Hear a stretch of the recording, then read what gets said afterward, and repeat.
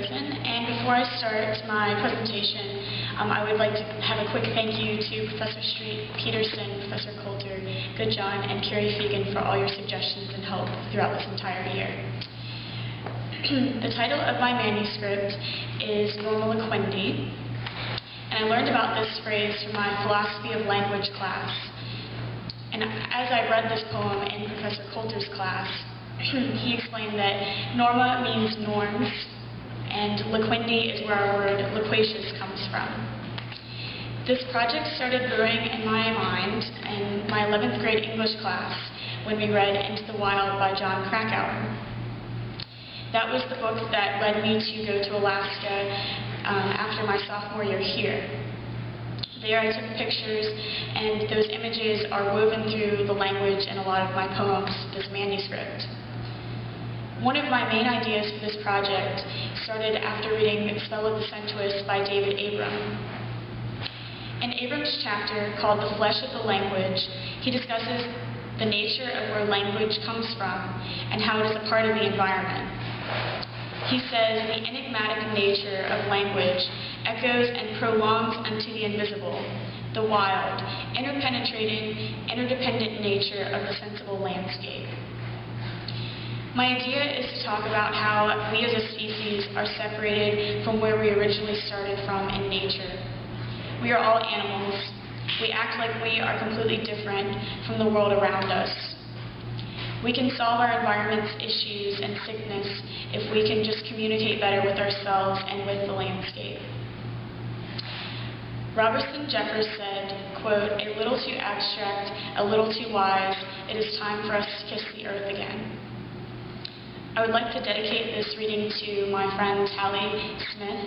She was a teacher and taught me a lot about life. Norma Loquendi. The English language is isolating. Our Norma Loquendi, the way we talk, pulls us from our solid core. The ice as old as age itself cracks, buckles, and breaks, pull away from its backbone, floating into new land masses. We argue about the temperature of the day and whether we are melting ourselves or not. As we relax in coffee shops, sipping bitter beans from the earth, we hold cups tight in our hands, keeping the warmth in. We gather in alcoves and windowsills, looking at swirls of oil and water, roasted beans, sweat of a plant that awakens us.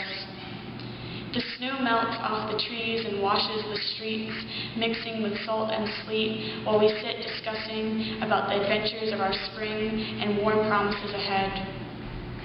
One to one, we are a diverse species.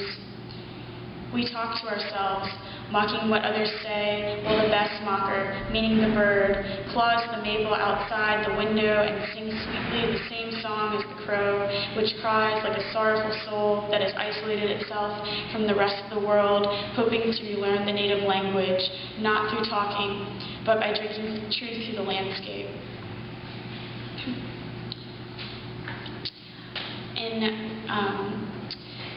In writing these poems, I had an idea about writing one that contains sign language, because it's something that not a lot of us encounter through our lives. And so Caitlin Clare is going to sign while I read this poem. It's called Sunrise Language. My only source of hearing is my lens-like eyes shuddering faster than any camera could. The birch next to me has bark that looks like a glass eye. It always sees the same scene, but it can never tell of what is in front of itself. The pupil is dark like the night sky reflecting light. Its iris, rough with tree bark, absorbs light from the sun, expanding the pupil with morning. I see a white sparrow up in the tree branch. Its wings beat against gravity to lift it above the tree line. It flies off in the distance with its beak moving, but the sound coming out is silent. I've been told that I have a lot of patience.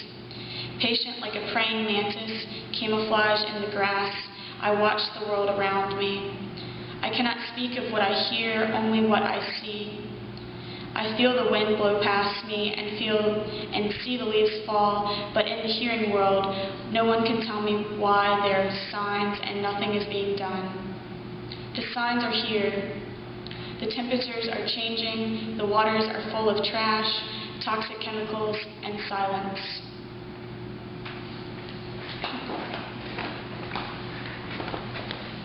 Paying attention.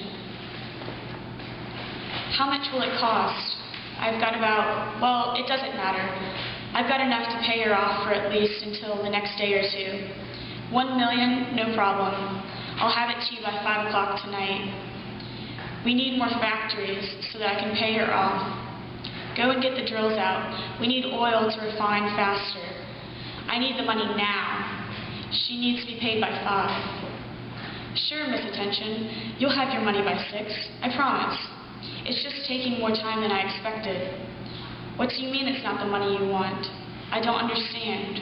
What is it that you want then?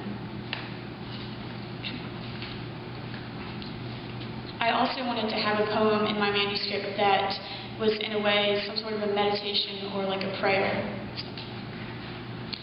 Let today slice open windows dark as night, waking the gawkers and gazers so they see the world at their grasp. The seers walk past without a glance to help when the blind were still blind and unable to decide to go left or right or pick paper or plastic. Plastic saves the trees, paper saves the seas. The blind are able to think, to wonder, to question the sightseers who don't have the darkness in their eyes that stands as still as a blackboard with invisible chalk. Let today open your memory like a walnut, pulling out the full nut of your childhood, when you couldn't wait to get outside, when the school buildings held stagnant air from faculty lounge lunches, and the sweat of young bodies longing to burst out of the double blue doors and run like fire is on their heels all the way down to the playground. Little eyes and ears see and hear warning whistle blown by their teacher at the bottom of their steps. One by one, everyone lines up, head to back, ready to open books to new lessons that will not serve them until they are 35. Let today not be like yesterday. Let it bloom like a bud, opening to accept the sun's light that dries the dew on its petals, left from the night of tears and sorrows. And now open your palms and welcome the water to your dry pores as you brush the sharp blades that bend at a touch like hands clasped and head bowed in prayer. Today comes silently as a snake wrapping through bush and brush over rock and ripple of water, hunting what may be its last meal because it sees tomorrow. And as you hear the rattle and kill the sound at its source, it gasps for the last breath it will ever take. The snake looks at you, its eyes polished onyx, clouding over. Any questions? Thank you.